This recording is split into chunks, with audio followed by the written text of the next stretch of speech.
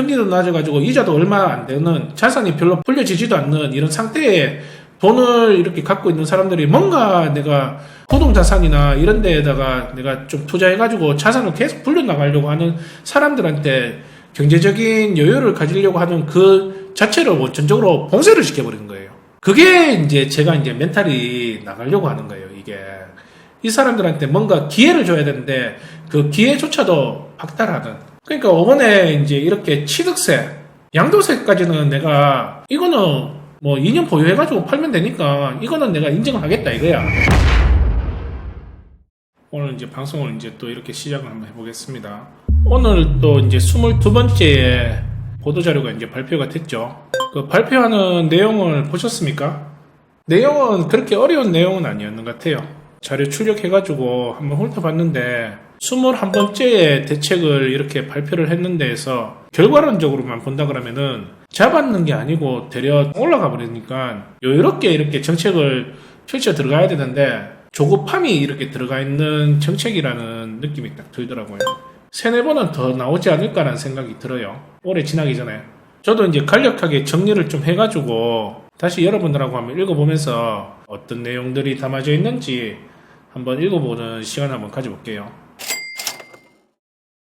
지금까지는 우리하고 크게 연관된 얘기는 아니었어요. 지금까지 이제 얘기했던 거는 거주 목적으로 하는 이런 사람들, 그리고 신혼부부들, 그리고 무주택자가 집을 구입하려고 하는 사람들한테 취득세도 그렇고 대출에 대한 것도 좀 더 완화를 시켜가지고 그 사람들이 정말 집을 살 수 있는 환경을 더 여건을 이렇게 만들어줘야 된다는 게 제 개인적인 생각인데 지금 필요한 정책이 이제 나왔네. 그런 것도 있고 조금 더 아쉽네 라는 그런 내용도 좀 있었어요. 근데 실질적으로 이거는 무주택자들 그리고 청년들 신혼부부들한테 해당되는 사항이고 우리한테 해당되는 사항은 솔직히 좀 피부로 와닿는 정책은 아니에요. 지금부터 이제 우리한테 와닿는 정책이 발표되는데 지금부터 이제 얘기하는 거는 집 사지 마라는 겁니다. 지금부터는 집 사지 마. 제발 좀 집 사지 말고 네가 사는 집만 살고 안 살고 있는 집은 새로 놓지 말고 좀 팔아가지고 시장에 공급 물량을 좀 내줘 하는 게 지금부터 얘기하는 정책입니다. 종부세를 더 올린다고 합니다. 그러니까 3주택자 이상 그리고 규제지역, 조정대상 지역에는 2주택을 들고 있는 사람들한테는 과세 표준 구간별로 해가지고 최대 6%까지 세율을 적용을 시킨다는 거예요. 여기에서 보는 3주택자라고 하는 거는 비규제 지역이라도 3주택 이상 되는 사람들한테는 종부세를 최대 6%까지 올린다는 거고요. 규제 지역 안에 2주택자를 들고 있는 사람들한테는 이 종부세를 적용을 시킨다는 거예요. 자, 이제 양도세입니다. 양도세. 저는 이거 이제 자료 정리하면서 봤는데 정말 어마무시하게 큰 것 같아요. 매물을 유도를 하기 위해서 내년 종부세 부과일 그러니까 6월 1일까지는 유예를 시킨다는 거예요. 이 양도세는. 공급 물량들을 좀 내놔 이런 느낌으로 지금 이렇게 발표를 하는 거예요. 1년 미만인 경우에는 기존 40% 양도세율을 70%로 인상을 한다는 거예요. 와, 진짜 대박이죠. 그러니까 단기 매도하고 싶으면 내년부터는 단기 매도해. 근데 6월 이후부터는 너희들이 지금 차익을 실현하는 데서 70%는 우리가 받아갈게. 30%는 너가 가져가. 수고했으니까.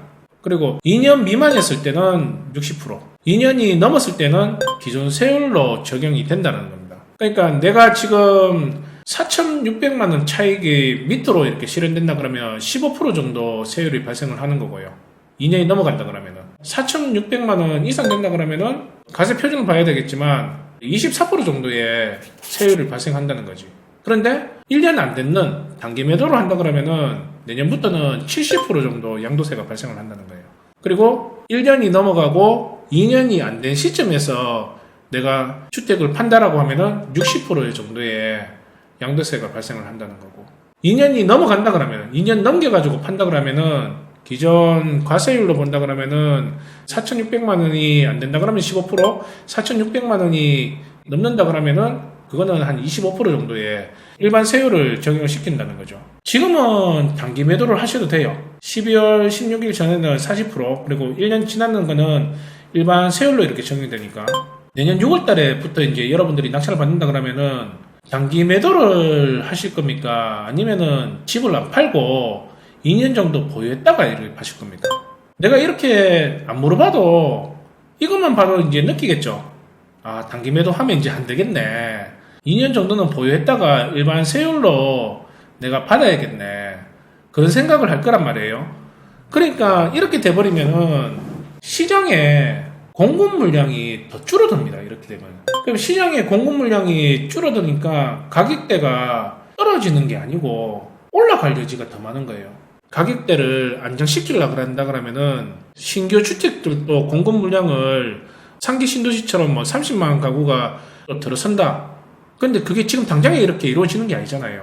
현재 가지고 있는 물량 중에서 공급 물량을 나오게끔 이렇게 유도를 한다 그러면은 양도세를 완화시켜버려야 돼요. 1년만 이렇게 보유해가지고 내놓든 기존대로 이렇게 시장에 물량들이 이렇게 쏟아질 건데 이렇게 지금 단기 매도했을 때 70%, 1년 지났을 때 60% 이렇게 양도세로 돈을 다 받아가겠다고 이렇게 해버린다 그러면은 당연히 내가 지금 이 집을 구입을 해가지고 낙찰을 받든 급매물건을 구하든 1, 2년 동안은 시장의 공급 물량으로 안 나오는 수밖에 없는 거예요. 당연한 얘기인 거잖아요.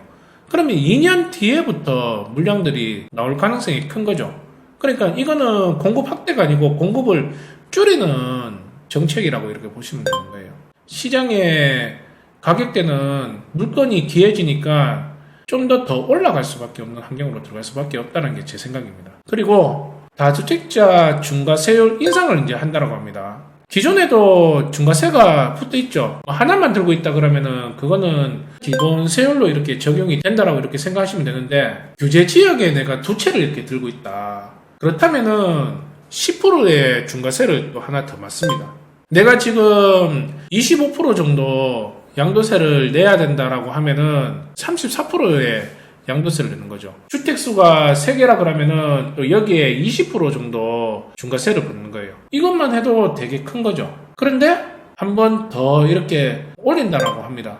2주택자들한테 10% 중과 때리는 걸 20%. 그러니까 내가 24% 양도세 내야 되는 걸 2주택만 있다라고 하면은 44%의 양도세를 이렇게 내가 내야 되는 거예요. 그런데 3주택자한테는 30%의 중과를 때려버린답니다. 그러면은 내가 24% 낼 걸 53%의 양도세를 내야 되는 거죠. 양도세가 또 이렇게 커져버리는 거예요. 그러면은 아까 금방 얘기했잖아요. 내가 2년 정도 이상 보유해가지고 팔아야지라고 이렇게 생각을 하고 있었는데 기존에 내가 여기에 2주택이나 3주택을 들고 있는 사람들은 이 양도세가 또 너무 큰 거야. 그러니까 계속 들고 있는 형상으로 갈 수밖에 없는 거예요. 그러면 시장에 또 공급 물량이 더 안 나올 수가 있는 거죠. 차라리 그냥 시세가 올라가는 걸 계속 보고 있는 게 나을 수도 있는 거예요. 보유하는 사람들이 더 늘어난다는 거죠. 공급 물량을 더 이렇게 나오게끔 하려고 하면 이것도 솔직히 안 맞는 거고요. 기존대로 중과세 없이 단기 매도 했을 때는 40% 그리고 1년이 지났을 때는 일반 세율로 이렇게 들어간다 그러면은 시장의 매물들은 꾸준히 이렇게 나올 수 있을 건데 더 이 정책 때문에 시장의 물량들은 들어갈 수밖에 없는 형상으로 가지 않을까라는 게 제 개인적인 생각입니다. 시세가 올라가는 게 또렷하게 보인다 그러면은 규제 지역에 2주택을 두고 있는 사람이거나 3주택을 두고 있는 사람들은 안 팝니다. 내가 무서워가지고 내놓는다는 사람은 벌써 진작에 쫄려가지고 팔았는 사람은 팔았단 말이에요. 지금 규제 지역에 부동산을 들고 있는 사람들은 그런 마인드가 아니에요. 이 사람들은 아유 뭐 내지 뭐 그냥 종부세 아유 그냥 재산세 내지 뭐 그러면서 내가 안 내놓고 계속 뭐 버티지 뭐 그렇게 하는 사람들이 지금 더 남아있지. 새심장이라 가지고 쫄려가지고 이렇게 내놓는 사람들은 지금 없다라고 보시면 되는 거예요. 더 지금 매물을 못 내놓게 하는 그 정책으로 지금 들어가 버리는 거죠. 취득세입니다. 이 취득세가 이게 지금 양도세만큼 취득세가 어마무시하게 이렇게 또 발표가 됐어요. 다주택자 부담을 인상을 시키기 위해서 취득세도 올리겠다라고 이렇게 얘기를 합니다. 2주택자한테는 8%, 3주택자 이상이나 법인 같은 경우에는 15%의 취득세율을 적용을 하겠다고 이렇게 얘기를 하는 겁니다. 기존에 16일 때 발표했던 게 3주택자까지는 취득세를 6억 미만이었을 때는 우리가 1%대의 취득세가 적용되잖아요. 지방세까지 한다 그러면 0.2%. 그러니까 1.2% 정도의 적용 범위였다 그러면 3주택자 세 채를 이렇게 들고 있는 사람들 중에 6억을 넘는 가격에 부동산을 취득했다 그러면은 최고 한 3%까지 이렇게 적용됐었어요. 그런데 가격 상관없이 내가 네 번째 집을 산다 그러면은 취득세를 4%대로 올린다고 하는 거예요. 그리고 법인 같은 경우에는 1에서 3%대의 취득세가 적용이 되는 거고, 이번에 이걸 바꾸겠다는 겁니다. 이것도 너무 약하다. 이것도 약하니까 집을 사는 사람들이 꾸준하다. 그래가지고 이제 얘기하는 게 1주택자들한테는 내가 무주택자에서 집이 없는 상태에서 집을 한 채 구입하는 사람들은 기존대로 얘들은 투기꾼이 아니야. 이 정부에서 보는 게 얘들은 투기꾼이 아니야. 그냥 자기가 소유해가지고 실거주 목적으로 사는 사람일 거야. 그러니까 얘는 6억 미만이었을 때는 1%대의 취득세를 적용하고 6억 이상이었을 때는 최대 3%까지 그냥 취득세를 받는 현행대로 이렇게 돌아간다. 그런데 네가 지금 주택 하나를 보유하고 있으면서 집을 또 산다? 이제는 그냥 집 한 채 하나 있으면서 또 하나 사는 거는 무조건 투기꾼이야. 이렇게 보는 거예요. 예전에는 네가 세 채 정도 들고 있는 거는 다주택자 아니고 일반 그냥 서민으로 이렇게 봤는데 지금은 그렇게 안 본다는 거죠. 무주택자에서 내가 한 주택을 구입하는 거는 이거는 일반적인 우리 아름다운 국민이고 그 다음부터 집을 사는 거는 얘는 나쁜 국민이야. 이렇게 해가지고 2주택자부터는 8%대의 취득세를 받는다고 얘기를 하는 겁니다. 그러니까 엄청 세죠. 예전에 내가 200만 원 정도 취득세를 이렇게 냈다라고 하면은 똑같은 가격대에 집을 한 채를 구입했다 그러면 1600만 원 이렇게 내는 거예요. 8배를 이렇게 더 받는다고 이렇게 보시면 되는 거죠. 2주택자까지는 그래도 8%. 근데 3주택부터 이제 집을 세 채를 이제 구입을 한다. 세 채 구입할 때가 된다 그러면 12%를 때려버린다는 거예요. 12배를 더 받는다는 거예요. 그러니까 기존에는 200만 원 정도 이렇게 냈던 취득세가 이제는 2,400만 원 정도 취득세를 내야 된다는 거예요. 2,400만 원. 물론 취득세 내는 거는 나중에 양도세 낼 때 필요 경비에 들어갑니다. 그런 거는 있지만 그래도 다 따지고 이렇게 보면은 내가 남는 차익은 더 없다. 그러니까 정부에서는 너가 돈 남는 거 없는데 굳이 주택 하나 보유해가지고 다음 주택 구입하는 거에서는 하지 말라고 이렇게 얘기를 하는 거예요. 특히 법인으로 사지 말라는 거예요. 그러니까 법인 시대는 끝났습니다. 이 정부가 유지하는 동안은 이제 법인으로 집을 구입하는 거는 끝났다라고 이렇게 보는 게 맞는 것 같아요. 그러니까 저도 이게 좀 멘탈이 좀 깨지는 부분이 요겁니다. 요거. 그런데 금방 이제 문현 씨가 말했는 것처럼 도대체 누구를 위한 정부인지 이렇게 얘기하잖아요. 다주택자들하고 이 법인으로 집을 충분히 사놨는 사람들은 구입률이 예전에 비해 가지고 많이 떨어지는 편이에요. 그런데 내가 현재 무주택자거나 아니면 한두 채 이렇게 들고 있는 사람들이 뭔가 지금 금리가 낮으니까 시장에 떠도는 돈들은 이렇게 많은데 몇 채 안 갖고 있는 사람들이 뭔가 이제 자산을 불리기 위해서 들어오는 수요가 더 많았다고. 그러니까 지금 이거는 기존에 미리 이렇게 사놨는 사람들한테는 크게 의미가 없는 것 같고요. 앞으로 자산을 뭔가 불려보려고 하는 그런 사람들한테는 최악의 지금 정책이 발표됐다라고 이렇게 보시면 될 것 같습니다. 이게 큽니다. 이제 뭔가 자산을 불려보려고 하는 사람들한테는 이 양도세나 그리고 취득세가 정말 크게 이제 들어오는 정책 중에 하나라고 이렇게 보시면 되는 거죠. 제가 이렇게 한 번씩 멘탈이 깨지는 이유가 뭐냐면은 저 같은 경우는 법인으로 이렇게 충분히 구입을 했고 저 개인적으로는 무주택자거든요. 그러니까 저는 여유있게 이렇게 가도 상관없단 말이에요. 그런데 내가 멘탈이 깨지는 이유가 뭐냐면은 이제 뭔가 하려고 하는 사람들한테 이런 정책은 영향이 가는 거예요. 좀 자산을 좀 불려보고 조금 더 경제적으로 여유롭게 해서 이렇게 살려고 하는 사람들한테 중산층 이상 되는 사람들 말고 실질적으로 정부에서 뭔가 좀 보호해 줘야 된다라고 늘 말하는 이 서민층들 그 사람들이 금리도 낮아가지고 이자도 얼마 안 되는 자산이 별로 불려지지도 않는 이런 상태에 부동자산이나 이런 데에다가 내가 좀 투자해가지고 자산을 계속 불려나가려고 하는 사람들한테 경제적인 여유를 가지려고 하는 그 자체를 원천적으로 봉쇄를 시켜버리는 거예요. 그게 이제 제가 이제 멘탈이 나가려고 하는 거예요, 이게. 이 사람들한테 뭔가 기회를 줘야 되는데 그 기회조차도 박탈하는. 그러니까 이번에 이제 이렇게 취득세, 양도세까지는 내가 이거는 2년 보유해가지고 팔면 되니까 이거는 내가 인정하겠다 이거야. 이것도 단기매도 해가지고 세지만 2년 정도 이렇게 보유해가지고 가져가는 것도 인정하겠다 이거예요. 그런데 이 취득세까지 이렇게 올려버린다는 거는 정말 진짜 조바심이 엄청 낮구나. 정책이 안 먹히니까 이제는 아예 이제 취득세까지도 8%, 12%까지 이렇게 건드려버리는구나. 그런 생각이 들더라고요. 얼마나 이게 지금 21번째까지 정책을 발표했는데 안 먹혀 들어가니까 지금 불안하고 그리고 앞으로 대선까지도 생각한다 그러면은 지지율을 생각한다 그러면 조바심이 엄청나게 이렇게 들었구나라는 생각이 들더라고요. 최악까지 이제 갖는 정책이에요, 요게. 자, 그리고 금방 얘기했던 임대차 3법을 이제 국회에서 통과를 시키려고 하고 있습니다. 기존에 2년에서 임차인이 원한다 그러면은 2년을 더 살 수 있도록 보장을 시킨다 이렇게 얘기를 하는 거네요. 그렇게 된다 그러면은 시장에서는 내가 전세금이 올라가는데 그리고 월세가 올라가는데 내가 지금 단기 임대 사업자를 내가지고 뭐 세제 혜택을 얻는 것도 아닌데 소유자 입장에서는 필요 경비 그러니까 기회비용이 날아가는 법안이란 말이에요. 내가 지금 세를 좀 늦게 이렇게 내더라도 저렴한 전세가 빠진다 그러면은 5억을 고수했던 그런 매물들만 남는다 그러면 5억에 이제 전세를 넣는다는 거지. 그런 분위기가 돌기 시작한다 그러면은 전세 가격대가 올라갈 여지가 있다.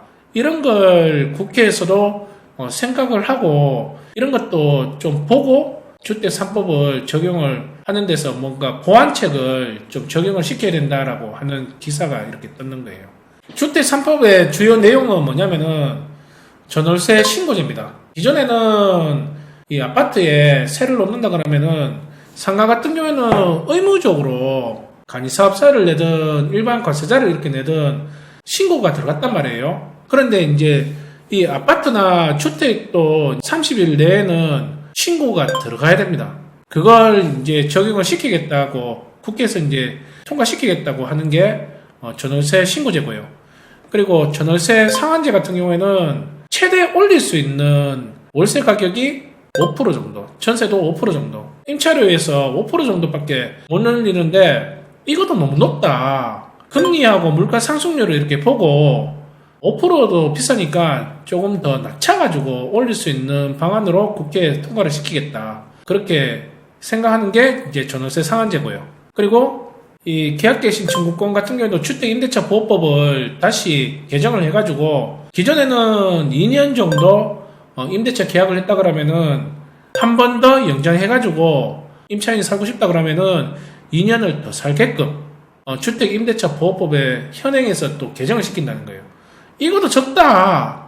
이것도 적으니까 두 번은 더 연장을 시키는 것, 이 방향으로도 우리가 국회에 상정을 하자라는 얘기도 나오고 있습니다. 어떤 경우에는 무한연장하자고 하는데 이거 말도 안 되는 얘기고 이건 진짜 말도 안 되는 얘기인 것 같아요. 세금 혜택도 없는데 보유세 혜택도 없고 뭐 종부세 혜택도 없고 양도세 혜택도 없는데 이해까지 이렇게 연장을 시킨다? 그러면은 집 살려고 하는 사람이 있겠어요? 다 전세로 들어가려고 그러지. 전세제도가 나쁜 게 아니거든요. 전세에 들어가면은 내가 지금 보유세를 냅니까? 전세에서 내요? 안 내잖아요. 종부세 냅니까? 안 내잖아요. 뭐 산 것도 없으니까 취득세나 양도세도 안 내겠지. 3억? 4억만 이렇게 맡겨놓으면은 나는 그냥 그 집에서 6년 동안 살 수 있는 거야. 굳이 뭘 이렇게 정부에서 발표하고 뭐 양도세를 강화시키겠다, 취득세를 강화시키겠다, 종부세 막 올리겠다 그러면서 내 계산기 막 두드리면서 이렇게 할 필요가 뭐가 있어요. 그냥 그게 뭐 3억이나 4억 정도에 되는 아파트에 들어가가지고 살면 되지. 내가 원한다 그러면 그쪽에서 연장시킨다 그러면 6년? 그러면은 차라리 내가 그냥 그 집에 살고 뭐 주식이나 하면 되지 뭐. 그러니까 집을 구입을 하려고 하는 그 수요층이 정부에서는 무주택자 그리고 신혼부부들 집을 살 수 있으면 좀 사주세요라고 하는데 떨어질 때도 안 사고 올라갈 때도 안 사는 사람들인데 요게 적용이 된다 그러면은 더 집을 안 사고 전세에 들어가려고 하는 사람들이 많겠죠. 그러면은 공급 물량들이 기해질 수밖에 없는 거죠. 그렇게 된다 그러면은 기존의 임대인들 같은 경우에는 어차피 내가 전세금을 2년 뒤에 더 많이 올릴 수도 없는 거고 전세금을 시세가 만약에 6억, 7억이라 그러면은 그냥 처음부터 내가 세를 늦게 빼더라도 6억 정도 선에서 그냥 전세를 내놓고 이렇게 내놓겠죠. 전세에 대한 공급 물량이 부족하니까. 그러면 전세 가격은 올라갈 수밖에 없다. 그렇게 저는 이제 개인적으로 이렇게 생각을 해요. 총평을 하자면은 이 내용들을 봤을 때에 더 시장의 공급 물량은 줄어들 수밖에 없다. 왜냐면은 양도세 강화를 시켜버리고 취득세를 이렇게 강화를 시킨다 그러면은 시장에 지금 집을 들고 있는 사람들은 내놓을 이유가 없어지는 거죠. 종부세 한두 채 이렇게 들고 있는 사람들한테는 지금 정책의 종부세는 버틸만 해요. 다주택자들. 법인으로 집을 많이 이렇게 구입했는 제 입장에서는 물건을 이제 좀 정리 좀 해야 되겠구나라는 생각이 들기는 하지만 입지가 괜찮은 쪽으로는 그냥 저는 종부세를 그냥 좀 내지 뭐 이렇게 생각을 해버린단 말이에요. 그러니까 저 청와대에 있는 비서실장 같은 경우에도 그렇잖아요. 자기가 지금 잠실에 집이 한 채가 있고 오성에 집이 한 채가 있는데 지역구가 오성이라 청주라고 이렇게 하는데 청주에 있는 오성에 있는 아파트를 팔아버리고 잠실은 자기 지역구가 아닌데 그거는 보유하고 있다 그러잖아요. 저도 똑같다고요. 저 같은 경우에도 입지가 괜찮은 쪽에는 그거는 그냥 계속 들고 가자라고 결론을 지었고요. 그게 아닌 지역에는 집을 정리해가지고 그거는 팔고 법인에 돈을 조금 더 좀 쌓아놓고 물건을 하나씩 이렇게 구입해가지고 단계매도 이렇게 하든지 그렇게 이제 들어갈까 이런 생각을 지금 하고 있단 말이에요. 기존의 다주택자들은 이러면은 더 물건을 내놓는 게 생각이 이제 없어지는 거죠. 질문 받을게요.